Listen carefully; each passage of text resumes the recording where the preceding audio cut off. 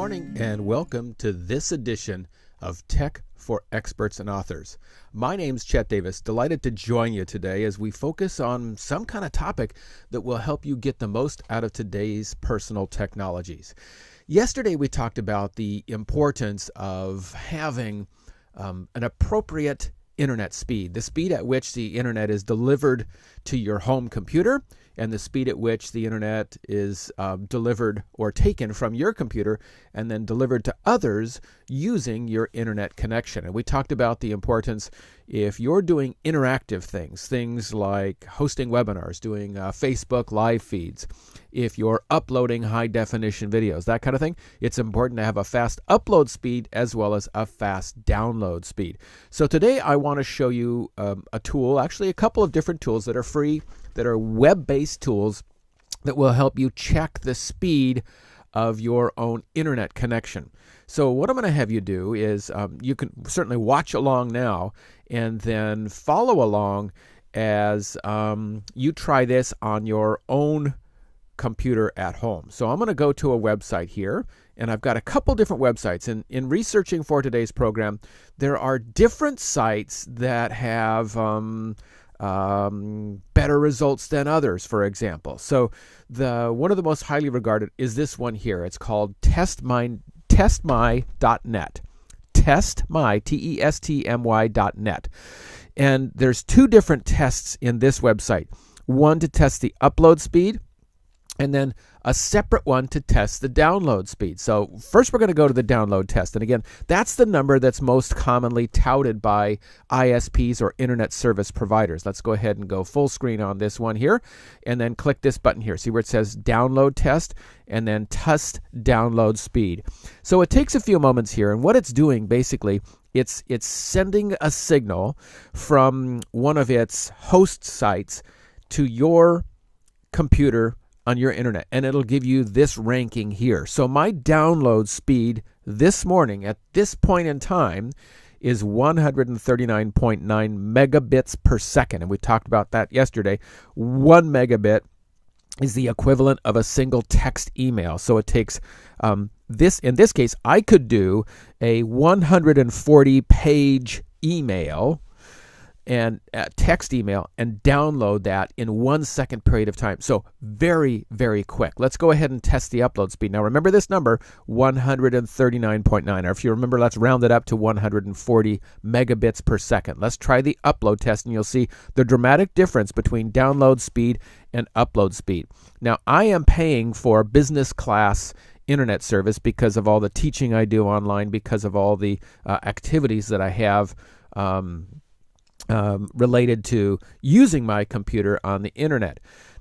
Now, when your service, you may not need this kind of speed. If you're doing interactive stuff, you'll want at least this kind of speed. So you can see the upload speed is 9.3 megabits per second. So let's round it off to 9 megabits per second. A huge difference between 140 and 9 megabits per second. It's also important to remember that the speeds are dramatically affected by the number of people in your home or office who are also using the same internet connection. Remember, if multiple people are downloading videos, high definition videos from their Netflix account, that will dramatically impact the overall speed of your internet because you're sharing it. The other thing that I need to throw out there is that the entity, the company, the service that you're subscribing to, if I'm on Netflix, for example, I may have a very fast download speed, but if a lot of other Netflix users are accessing the service at that point in time, Netflix only has so big of a pipe. It's a big pipe or a big hose that sends the signal out to its customers, but it's like your favorite pizza shop. They can only make so many pizzas in an hour. They can increase the number of staff and increase the size of their business, but they still have a finite amount of pizzas they can deliver in that same period of time. Same thing with the providers. So again, that's testmy.net. And check this to make sure the agreement you have with your provider. I'm using Comcast. If you're using Comcast, AT&T, Warner, Cox, whoever your internet service provider is, make sure that the speeds they're delivering are roughly equivalent with the speeds that you're paying for. Now, I do need to say that in the fine print, they say up to so many megabits per second. So you want to be careful and not expect it to always be right at the top. Take this speed test a couple times, different times throughout the week, and give an average of what it's doing.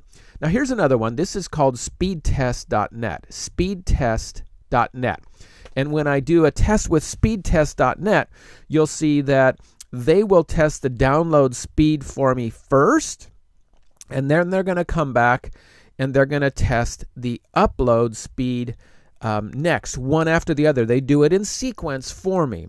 And so right now it's testing the download speed, and then it's going to go through and test the upload speed. So I've had dramatically different results, incredible results on my download speed, 239 megabits per second on the download speed, and the upload speed is hovering right around 10 megabits per second. Now, the cool thing about this service is you can keep track of a history. You can sign in, make a free account, and keep track of your history of the internet speeds that are being delivered. So let me go ahead and switch back on the program here, switch back to the webcam. And again, today's important takeaway is you have the ability to test the internet speed the ISP, the internet service provider, is delivering to your home or office computer. You can verify that it's within the tolerance you're expecting.